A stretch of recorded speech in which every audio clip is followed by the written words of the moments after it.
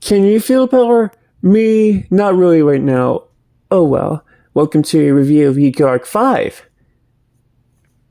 I have an interesting story to start off with Yu-Gi-Oh! Arc 5. I used to hate that show. You wanna know why I hated that show? It's not because I watched it. It's because I never watched it for a reason.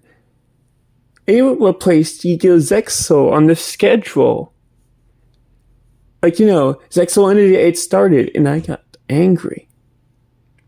Because it replaced Yu-Gi-Oh! Zexal, one of my all-time favorite shows. I was mad.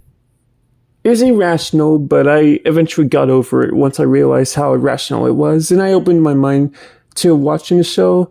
2 years ago, I started watching it for the first time, and now I love it. Yu-Gi-Oh! Arc 5 is a gem. It expands upon themes we saw in previous shows, like Zexal with Other Worlds, 5Ds with Corrupt System, etc., etc. Oh, and of course Yu-Gi-Oh! GX with Dual Academia, but a different Dual Academia. Basically, I'll just tell you right away, the world has been split into 4. That's all I'm gonna tell you about, the plot.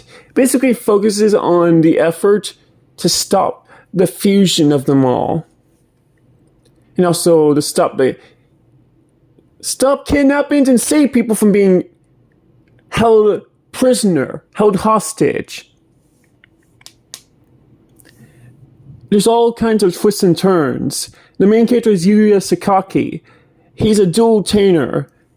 And with the Arc 5 technology, dueling has been taken to a whole new level where the monsters are real. They're living, breathing beings out there on the duel field. And this has allowed for dual taining and action fields and action cards to be created.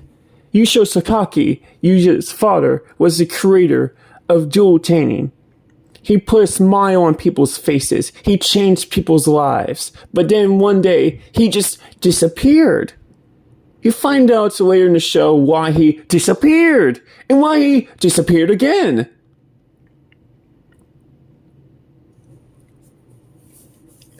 And there's all sorts of adventures that go on. And of course, one of the most tragic part is people being turned into cards. Yeah, that's a thing. That's a new thing that was introduced in Yu-Gi-Oh! Arc 5. It's a little bit dark. Like Yu-Gi-Oh! Zexal, it's kind of more on the lighthearted, but also sort of serious side. Of course, Yu-Gi-Oh! Range just totally flipped that around, but I'll make that video another day. For now, I'm going to keep talking, because why not?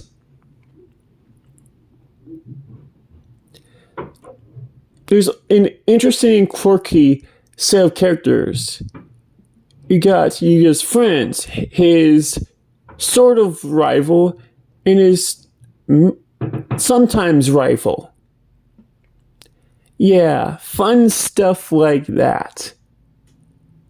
I used to hate that show so much, even though I never watched it, that I ripped up a Pendulum card. Yeah, Pendulum summoning was the summoning method introduced in Yu-Gi-Oh! Arc 5. It's pretty broken, and that's why Yu-Gi-Oh! Reigns went in a totally different direction with the summoning methods in the dual field. And why it didn't have pendulums, and why Arc 5 is the only show to have pendulum monsters. Pendulum summoning is most ideal for synchro and Xyz summoning. Oh, and tribute summoning, too. Not that it doesn't help with other summoning methods, but it just helps those summoning methods in particular out the most. Oh, and link summoning, if, you combine, if you use both links and pendulums.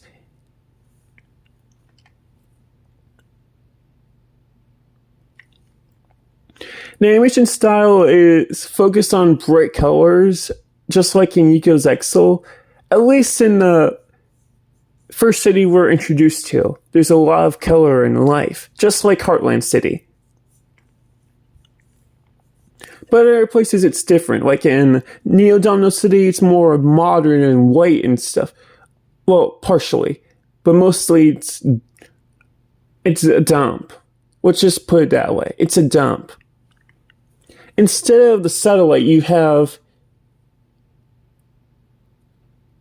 the commons who live below the rich and powerful people who make up a small portion of the population. Anyway, that's it. It's a great show, great characters, great plot. I'll see you next time. Bye-bye.